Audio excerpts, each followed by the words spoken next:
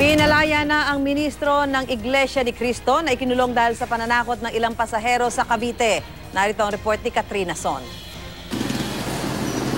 Alas 7 nang i-release ng Dasmariñas Police Headquarters si Lowell Menorca Jr., isa sa mga ministro ng Iglesia ni Cristo mula sa Sorsogon at mas kilala bilang Kaboyet. Base po sa order, ang nilagay po ng ating prosecutor ay nakalagay po dito, complaint withdrawn. July 17, 2015 nang hulihin siya dahil nanakot umano ng mga pasahero at naglabas ng granada sa Aguinaldo Highway sa Cavite.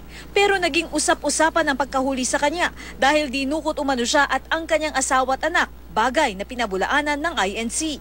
Pero kwento ng isa sa kasamahan ni Menorca na si Charles, di niya tunay na pangalan. Nilapitan daw siya ng ilang mga kaibigan nila, ilang kapatid at kamag-anak ni Menorca. Hanggang sa ngayon daw kasi ay hindi pa natatagpuan ang mag-ina ni Menorca.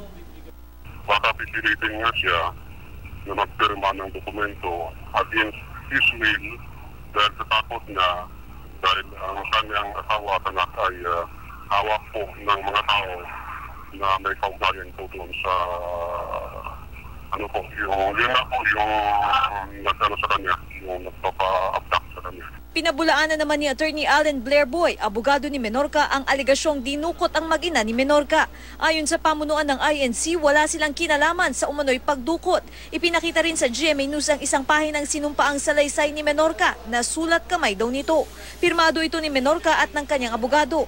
Dito isinulat ni Menorca na hindi siya dinukot ng sinuman. Para sa Unang Balita, Katrina Son reporting.